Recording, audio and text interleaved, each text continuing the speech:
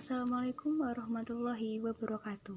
Perkenalkan, nama saya Elmu Fida Eka Safitri, nomor absen 15, NIREM 0301190085 dari program studi semester 2 Penyuluhan Pertanian Berkelanjutan. Kali ini saya akan membawakan materi mengenai pengembangan kelembagaan ekonomi petani melalui Gapoktan Trimanunggal Desa Munding, Kecamatan Bergas, Kabupaten Semarang. Untuk pokok pembahasan pada materi kali ini ada 3, yaitu yang pertama kelembagaan ekonomi petani, yang kedua Gapoktan, dan yang ketiga strategi pengembangan. Langsung saja untuk materi yang pertama mengenai kelembagaan ekonomi petani.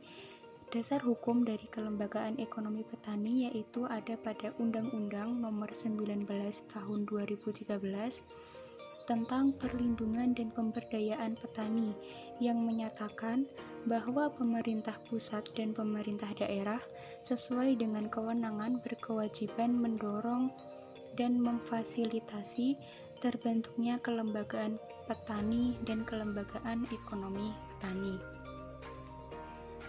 Menurut Permentan Nomor 67 Tahun 2016, kelembagaan ekonomi petani merupakan lembaga yang melaksanakan kegiatan usaha tani yang dibentuk oleh, dari, dan untuk petani guna meningkatkan produktivitas dan efisiensi usaha tani, baik yang berbadan hukum maupun yang belum berbadan hukum. Nah, dalam usaha untuk membentuk suatu KEP atau kelembagaan ekonomi petani, maka dibutuhkan beberapa strategi.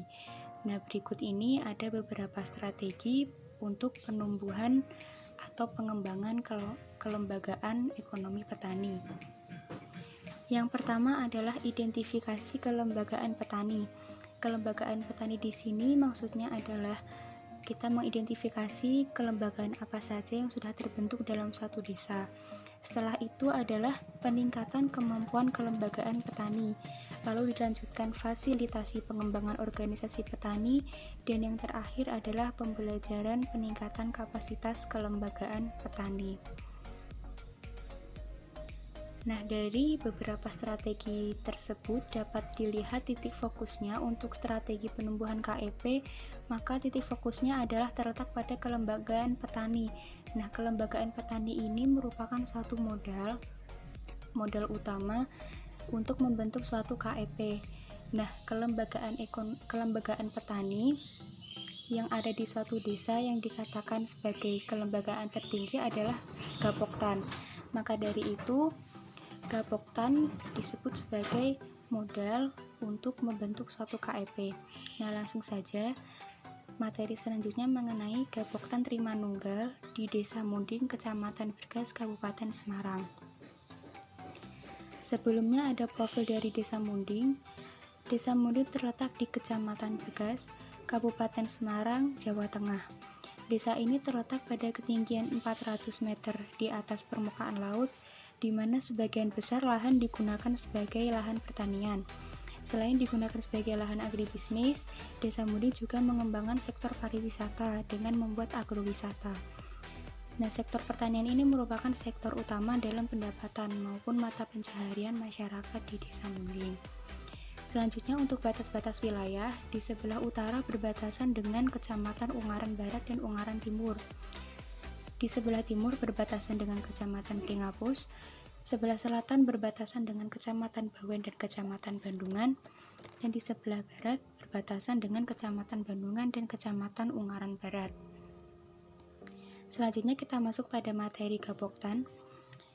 Untuk pengertian Gapoktan menurut Permentan Nomor 67 Tahun 2016, gabungan kelompok tani yang selanjutnya disebut Gapoktan adalah kumpulan beberapa kelompok tani yang bergabung dan bekerja sama untuk meningkatkan skala ekonomi dan efisiensi usaha. Nah, untuk profil Gapoktan Trimanunggal, Gapoktan Trimanunggal didirikan pada tahun 2008, terletak di Desa Munding, Kecamatan Bergas, Kabupaten Semarang, Jawa Tengah. Gapoktan Trimanunggal telah menjalankan beberapa program seperti PUAP dan LKM. Nah, PUAP dan LKM ini merupakan program yang difokuskan untuk pendanaan, di mana ini juga salah satu program untuk mendukung penumbuhan dari KEP. Nah, untuk pelaksanaan PUAP sendiri adalah pengembangan usaha agribisnis pedesaan, merupakan bantuan modal usaha yang harus digunakan untuk membiayai usaha ekonomi produktif baik secara individu maupun kelompok. Nah, usaha yang akan dibiayai dari dana PUAP adalah kegiatan usaha ekonomi keluarga petani, baik yang terkait dengan pertanian maupun non-pertanian, sehingga dapat meningkatkan pendapatan ekonomi keluarga petani. Nah, jadi sistemnya dari PUAP ini adalah dana dari pemerintah diturunkan ke Gapoktan, lalu dikelola oleh pengurus Gapoktan, kemudian dipinjamkan kepada anggota. Lalu dari anggota itu berkewajiban untuk mengembalikan kembali dana yang telah dipinjamkan tersebut dengan bunga sebesar 1%. Nah, untuk jalannya PUAP di Gapoktan Trimanunggal, untuk saat ini keadaannya sedikit terhambat. Jalannya sedikit terhambat karena disebabkan oleh beberapa petani yang belum mengembalikan dana pinjaman, sehingga dana yang seharusnya bisa terkumpul kembali lalu diputar lagi sedikit terhambat karena masalah tersebut. Nah, selanjutnya ada LKM atau Lembaga Keuangan Mikro. Jadi di Kabupaten Trimanunggal juga telah melaksanakan program LKM, di mana LKM itu sendiri menurut Otoritas Jasa Keuangan atau OJK adalah lembaga keuangan yang berfungsi untuk memberikan jasa pengembangan usaha dan pemberdayaan masyarakat. Dalam kategorinya LKM termasuk lembaga keuangan bukan bank. Jadi lembaga keuangan mikro ini merupakan salah satu usaha untuk membantu permodalan petani dengan sistemnya yaitu juga simpan pinjam. Namun sayangnya untuk saat ini kondisinya juga sedikit terhambat karena ada beberapa anggota petani yang juga macet dalam mengembalikan pinjaman yang telah diberikan. Nah, melihat dari Gapoktan Trimanunggal tadi mengenai program PUAP dan LKM, ditemukan beberapa masalah yaitu mengenai terhambatnya jalannya program PUAP dan LKM tadi. Maka dari itu kita diperlukan beberapa strategi untuk mengembangkan Gapoktan Trimanunggal untuk selanjutnya sebagai modal untuk penumbuhan KEP. Nah, di sini ada beberapa strategi untuk pengembangan Gapoktan Trimanunggal. Yang pertama yaitu penyediaan dan penyebarluasan informasi. Salah satu penyebab lemahnya posisi Gapoktan di tengah masyarakat adalah kurangnya akses masyarakat terhadap informasi pengembangan Gapoktan. Nah, untuk memfasilitasi masyarakat terhadap informasi dalam rangka penguatan Gapoktan, maka perlu adanya upaya penyediaan dan penyebarluasan informasi melalui kegiatan sosialisasi, lalu penyuluhan, kampanye maupun diseminasi. Nah, yang kedua merupakan inventarisasi dan identifikasi. Adapun data sosial budaya yang penting dilakukan dalam inventarisasi dan identifikasi adalah yang pertama merupakan pertumbuhan penduduk, kesempatan kerja dan berusaha. Lalu yang kedua ada tidaknya kelembagaan masyarakat. Yang ketiga keberadaan kelompok adat, kelompok beragama dan kelompok sosial lainnya. Keempat, tata nilai atau peranata budaya yang berkembang di masyarakat. Dan yang terakhir, mengumpulkan informasi kerusakan lahan yang telah terjadi. Nah, lalu yang ketiga ada pemberdayaan kelembagaan Gapoktan.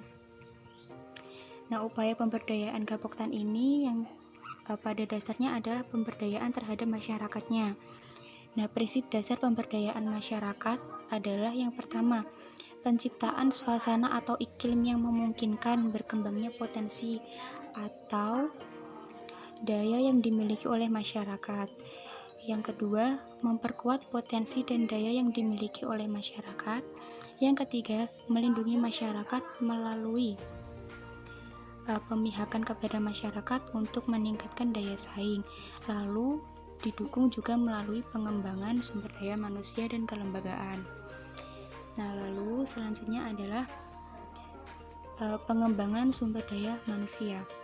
Pengembangan sumber daya manusia merupakan upaya pembinaan sehingga terwujud kualitas yang kreatif, produktivitas, disiplin, dan mandiri melalui 4 tahapan, yaitu yang pertama, peningkatan kesadaran dan percaya diri, peningkatan pendapatan, peningkatan kesejahteraan, dan peningkatan sosial, politik, dan budaya masyarakat.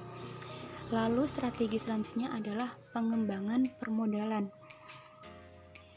Pengembangan permodalan merupakan kegiatan pemberdayaan dengan cara pemberian fasilitas yang sifatnya mendidik, sehingga mampu menghilangkan ketergantungan dan akan menumbuhkan keswadayaan dan mampu berusaha dengan sistem pasar. Nah, pengembangan permodalan ini merupakan salah satu strategi untuk mendukung adanya program PUAP dan LKM tadi. Lalu strategi yang terakhir adalah pengembangan jejaring dan kemitraan. Pada umumnya, petani dan masyarakat kita memiliki sumber daya alam berupa lahan yang selalu dihadapkan pada berbagai kendala dan keterbatasan, khususnya keterbatasan skala usaha, manajemen usaha, modal, teknologi, keterampilan berusaha, skala usaha, dan pemasaran hasil. Maka perlu dikembangkan pola-pola kerjasama kemitraan yang saling menguntungkan kedua belah pihak dengan dasar aset-aset yang dimiliki oleh masing-masing pihak terkait. Nah, jadi adanya strategi pengembangan dari Gapoktan ini merupakan suatu upaya untuk memajukan Gapoktan agar lebih tertata, sehingga Gapoktan ini bisa menjadi salah satu modal untuk mendukung adanya penumbuhan KEP di suatu desa.